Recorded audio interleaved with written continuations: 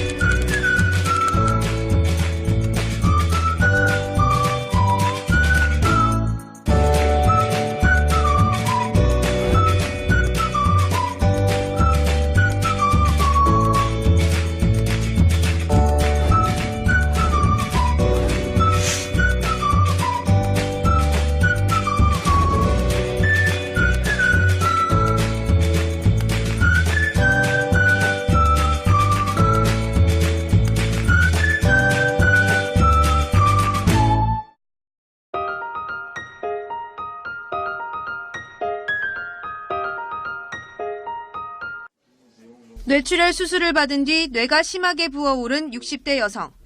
뇌압을 낮추기 위해 두개골을 잘라내면서 머리 한쪽이 함몰됐습니다. 이 여성은 얼마 전 머리 모양을 복원하기 위해 3D 프린터로 만든 인공뼈를 이식받았습니다.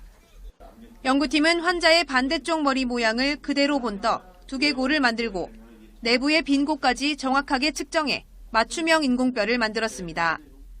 이 뼈는 3D 프린터로 출력했고 다시 뼈 내부를 모두 비워 무게를 크게 줄였습니다.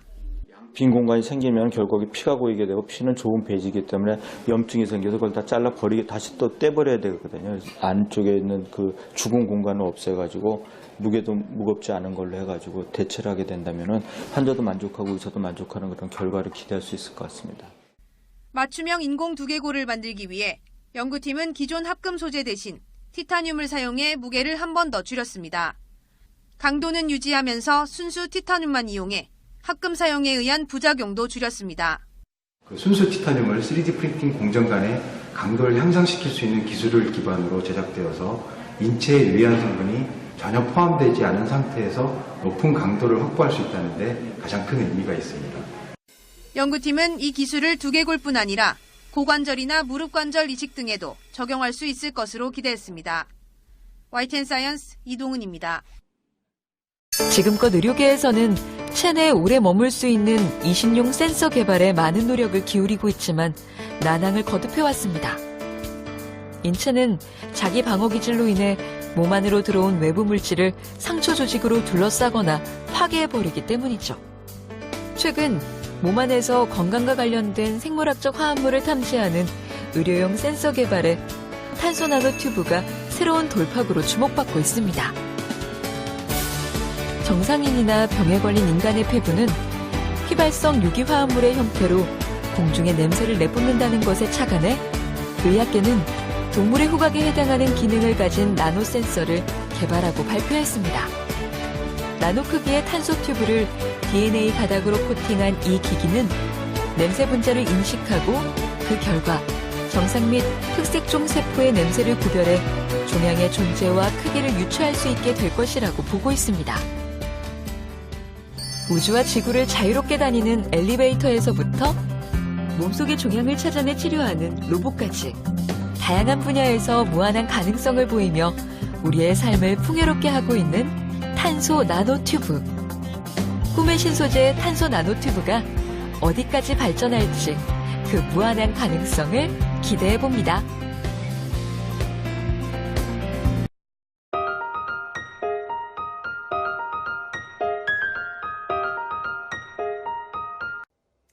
전류가 잘 흐르는 도체와 필요할 때만 전류를 흘려보내는 반도체를 넘나드는 신소재가 개발됐습니다.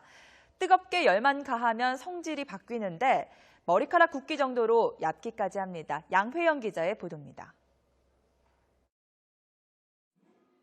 스마트폰과 같은 컴퓨터, TV 등 거의 모든 전자제품에는 반도체가 들어있습니다.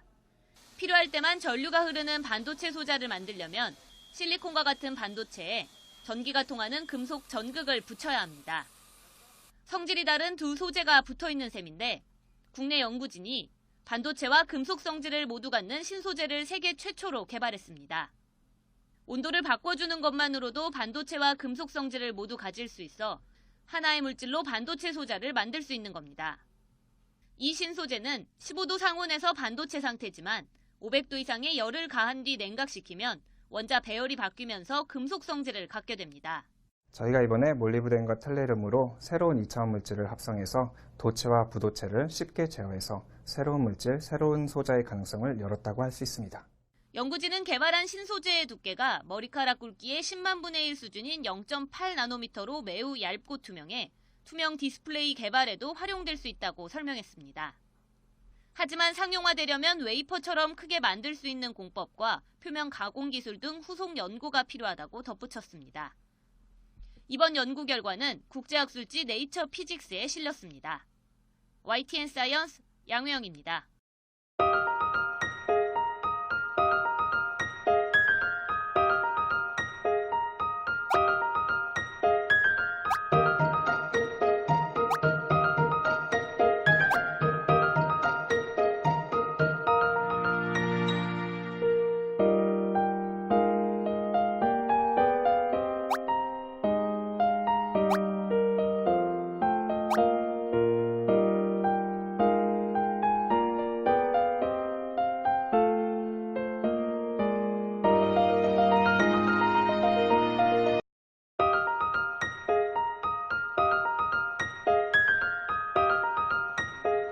국내 화학업계 부동의 1위인 LG화학이 미래 시대를 대표할 신소재를 개발한다는 계획입니다. 석유화학 시장 침체가 갈수록 깊어지자 기술력으로 위기를 탈출하겠다는 의지로 풀이됩니다. 권영훈 기자가 보도합니다. LG화학의 여수 NCC 공장. 수많은 굴뚝에서 하얀 연기가 끊임없이 뿜어져 나옵니다. NCC는 나프타 분해 설비로 나프타를 820도 고온에서 열 분해하면서 석유화학 원료를 생산합니다. LG화학 여수공장은 ABS, 에탄올 등 다수의 세계 1위 제품을 생산하고 있습니다. 특히 저희 NC공장은 세계 115개 NC공장 중 에너지 효율 분야에서 1위에 선정이 되었고 세계 최고의 에너지 경쟁력을 갖추고 있습니다. 하지만 저유가 등 석유화학 사업 환경이 악화되면서 LG화학은 신소재로 눈을 돌렸습니다. 박진수 부회장은 2018년 이후 세상에 없는 소재로 시장을 주도할 것이라고 밝혔습니다. 미래 소재로는 무기 소재와 태양 전지 및 연료 전지용 소재, 혁신 전지 등이 꼽히고 있습니다.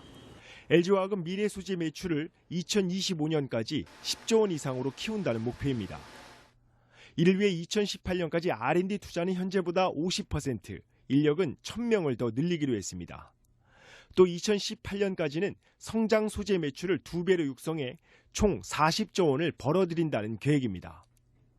성장 소재는 엔지니어링 플라스틱과 고흡수성 수지, OLED 조명과 자동차 배터리, ESS 등입니다. LG화학은 첨단 소재 기업으로 탈바꿈하기 위해 이미 지난해 말 조직 개편도 마쳤습니다. 3년 뒤 LG화학이 내놓을 미래 소재가 무엇일지 벌써부터 시장의 관심이 커지고 있습니다. 한국경제TV 권영훈입니다.